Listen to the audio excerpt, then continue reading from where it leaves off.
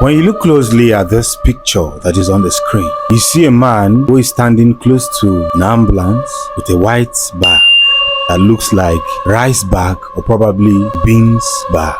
This picture looks like a normal picture, but let me tell you what is behind this very picture.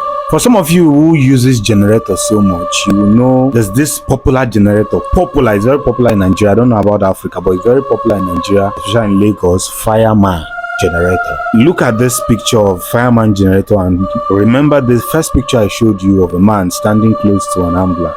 Ignatius Odunukwe is the CEO of Fireman Generator.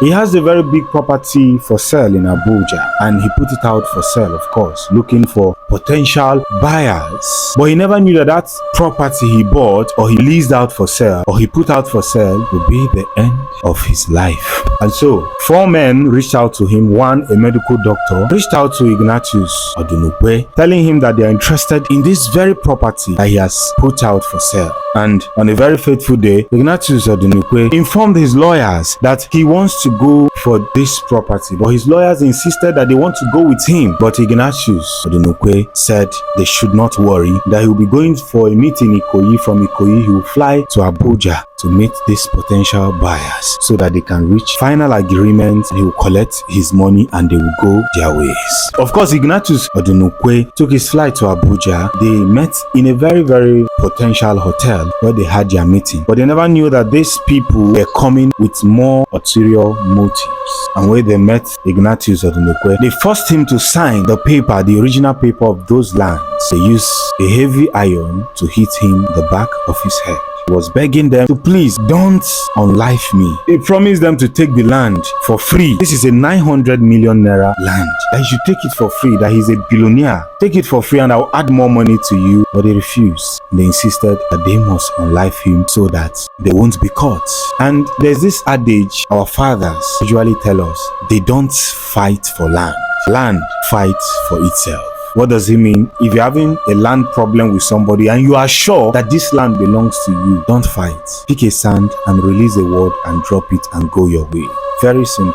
And they end up unlifing Ignatius Odunukwe. And while they were traveling around the expressway, Ibadan Expressway or so, or Benin Expressway, they removed the body which they kept inside the Ghana Moscow bag. They dumped it in the forest. Time kept flying. The family of Ignatius Odunukwe was waiting for him to come home, to return home to them, and they didn't find him. What happened? Thank God Ignatius Odunukwe told some of his lawyers that he was going for this land, and they started looking for it. They started tracing every phone call that he made and all that, his last phone call and this and that. He's a billionaire, of course. I know what it means to be a billionaire in Nigeria. They caught one of them. When they caught one of them, from catching one of them, they caught the two. From catching the two, they caught the last one. That was how they led the police on January 16, 2020 to the forest where they threw the remains of Ignatius Odunukwe, lifeless body. I don't know why the world is so selfish. I don't know why the world has become this selfish that people no longer think all they care about is the money that is involved. I don't know why, but thank God that they were caught. We are sorry that